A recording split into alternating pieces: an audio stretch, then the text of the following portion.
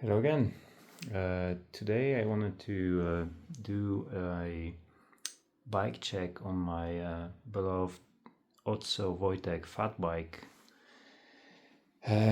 So this bike is, I would say, the most fun bike, fun to ride, and it's just an overall beast of a bike. So it's as close as you can get to one bike to do it all, really.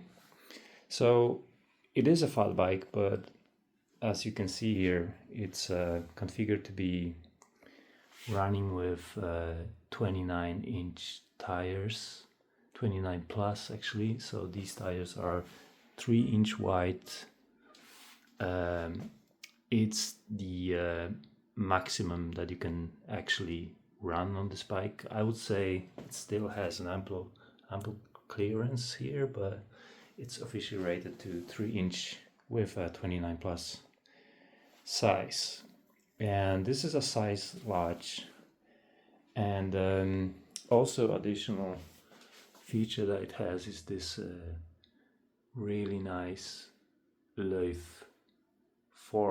suspension fork that gives around 40 mil of travel. I would say 40-50 mil of travel in the front, as opposed to just this being a fixed fork.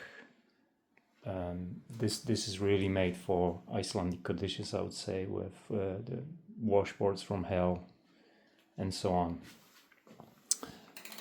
So why is this bike such a cool bike?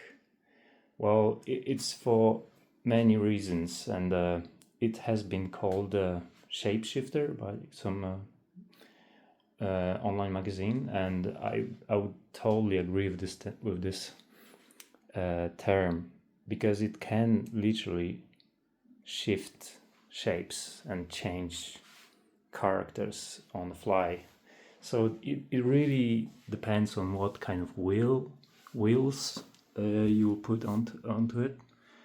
Here you can see it kind of takes everything. It takes fat tires up to 4.6 inches, and then you can run it on 27.5 fat tires and these bad boys that I'm using for the summer rides, and basically it's my mountain bike right now. And also it's pretty neat bike packing rig. So I'm using it with this dedicated bag from Relevate Design, which fits perfectly here in a frame, and it's a bolt-on design. So here you can see there are mounts here everywhere underneath the top tube, and also here for additional storage capacity. So this bike is adventure ready, I would say. You can put anything onto it. What I will say is that I'm still waiting for a rack, maybe an old man-mountain rack for fat bikes, to really utilize the end part of it and load it with a proper stuff on the back, as opposed to just having a seat back. So yeah, what else about this bike? So right now it's kind of still winter, but I'm already using summer tires on it. The wheels set, by the way, is Race Face AR35 with 35 mil internal width, and I kind of build them almost by myself. So I sourced the DT Swiss hubs, and by the way, the hub spacing here is not totally fat bike. It's 150 on the front and 177 on the back. And this whole so pretty much it is narrower as opposed to regular fat bikes. So also the Q factor, which is the width of the bottom bracket here, is narrower. I think it's 183 millimeters.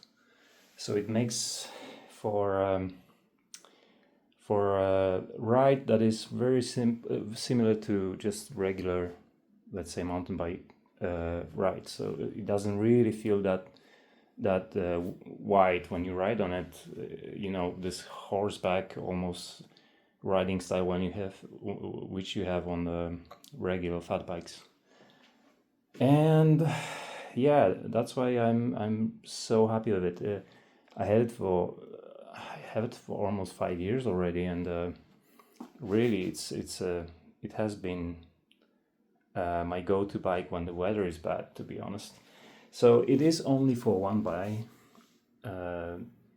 but well, and now it's running 32 chainring on the front, but you can go up to 36 maximum. And all the components here are obviously from Wolftooth, which is kind of sister company to Otso. So Otso itself, they make it's a bike part of this whole enterprise. But having Wolftooth components all over, I mean, this just screams quality, and I've never had any problems with any of the components really.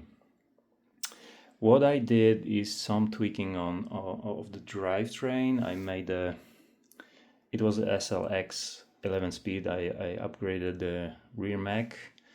I upgraded the cassette a little bit, so now there is a company called One Up Components, which have this cute product that extends your cassette up to 47 tooth, the largest cog. And I'm pretty happy with it. Although it's kind of with this setup 30 and 47, it's really, there is no gradient that will be steep enough for me not to ride it up without really, you know, falling on my back, because the ratio is just, it's just massive. What else is there? I'm running Poggies on it for winter, which are really useful, although I need to upgrade them to something more, something warmer, something really robust for the big winter rides. They will go probably on my commuter bike. And Magura brakes. I'm not a big fan of Magura brakes. I already had to change this lever because once it just fell down and this whole part broke off. It's a lot of plastic components here, so not really a big fan. And all the Royal Blood oil, which is proprietary and doesn't really go with all my Shimano ecosystem that well. So I'll be changing it at some point to Shimano XTR probably, or something like that. So externally routed cables, which help a lot with, you know, playing around and changing stuff. 180 rotor on the front, 160 on the back, but it's fine. I never had any problem with stopping here. What I will try to experiment with is the handlebar. I will try to make it more like a gravel bike, maybe put some drop bars on it. I have also a Surly Moloko handlebar I would try it on, because this bike is really universal. It can actually act as a gravel bike because it's so light. The frame is carbon, and I think in this setup it only weighs around 10 or 11 kilo. So it can really go fast. And and for the winter I have a separate wheel set. This is a rear wheel, which is obviously studded. This is Iceland after all. And for few winters I was doing this manual labor of picking up all the stats from it for the summer and then putting them back on before the winter with this little tool. Such a fun thing to do. These are the original wheels, the lithic rims, 26-inch for fat tires. These are 4-inch cake eaters. So as I said, the bike will take 4.6-inch fat tires on 26-inch rims, and I'll probably get, when they wear out, I'll probably get the maximum I can put into for the winter, because because winters here are pretty rough, and there's snow all over the place, so the wider the better. But yeah, overall I've been super happy with this bike, and it fits me perfectly also. There's one part I didn't mention, this flip chip. This is one of the best features of this bike, so you can tune the rear distance just by using different tuning chip. This is actually a middle position. I have also the one that goes either to the front or to the back, and it just changes the characteristics of the bike and how it handles. And in this position, for example, the long wheelbase position, it's very stable. It's very good for bikepacking trips and so on. But I have it in the middle right now, and it's kind of a sweet spot. I upgraded the grips. These are the Ergons.